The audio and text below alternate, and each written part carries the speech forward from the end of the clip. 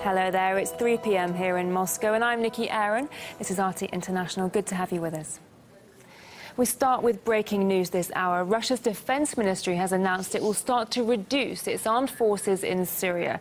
The statement comes after a nationwide ceasefire brokered by Russia and Turkey was implemented last week.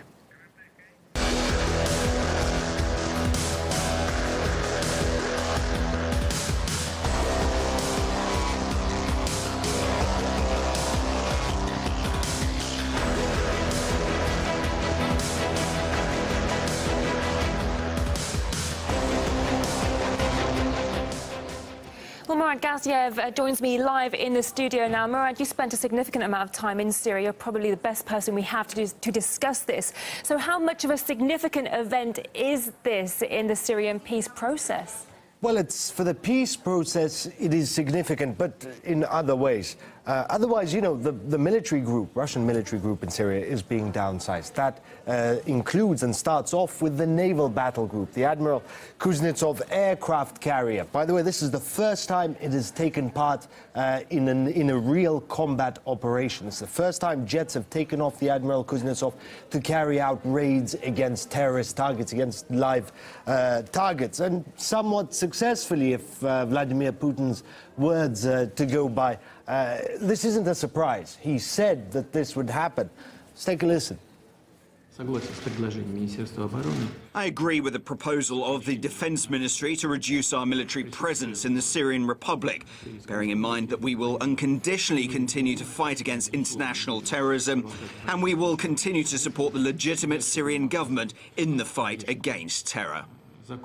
And here's the kicker. He said that the fight against global terrorism will continue, and that sort of hints that, you know, a portion of the Russian armed forces stationed in Syria will stay there. We don't know who or how many, but a portion, as I say, will stay there. The Syrians are very happy. Their military officials, even President Bashar al-Assad, saying thank you very much to the Russian military for what they did against al-Qaeda in Syria, Jabhat al-Nusra. Otherwise, we also know that the ceasefire that has taken hold across large parts of Syria, that's going to be helped by withdrawal of Russian forces. You know, it's a goodwill gesture. The Troika, Russia, Turkey, Iran, which gave us the Aleppo evacuation. A few weeks later, the Aleppo ceasefire. They're building towards a peace process, and that is definitely going to help. As for the West, you know, the Western reaction when the Admiral Kuznetsov was heading to Syria, well, it was nothing short of hysterical. They had the British, for example, sent ships to escort the Admiral Kuznetsov, the naval battle group, as it was heading to Syria. There's so much coverage. It'll be interesting to see how the media covers its withdrawal now that it's heading back to home waters, to Russian ports. Absolutely. Well, we'll wait and see what happens. RT's Murad Gaziev in the studio. Thanks. Well, earlier we discussed this with UK Conservative MP Daniel Kaczynski. Let's take a listen. We have to acknowledge and reiterate over and over again how welcome the ceasefire is. We have obviously over many years here in the United Kingdom been following the appalling human misery that has played out in Syria over at least 5 years, and the consequences not just for that country but other regional countries in Europe. So this is very, very welcome that the ceasefire has been brokered, and that Russia, Turkey and Iran have obviously done a great deal of work to ensure that this ceasefire is brought about. And I think we ought to be very hopeful that it sticks. Well, when the aircraft carrier first approached Syrian shores, RT's Igor Jdanov stepped aboard.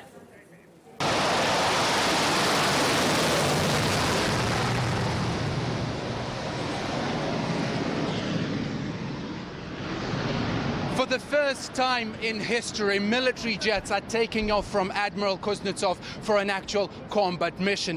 We are currently on the way to Admiral Kuznetsov, the flagship of the Russian Navy in Syria. The jets are coming back to Kuznetsov from the mission. This fighter jet is fully ready for combat, and one of the armaments it carries is this bomb. It's a high-precision weapon. It weighs 500 kilograms and explodes within 1.5 meters from a target. This helicopter is not from any of the ships in this naval group, and it has been watching us for days. Our commanders, our officers on this ship are telling us that it is from one of the NATO's warships in the region.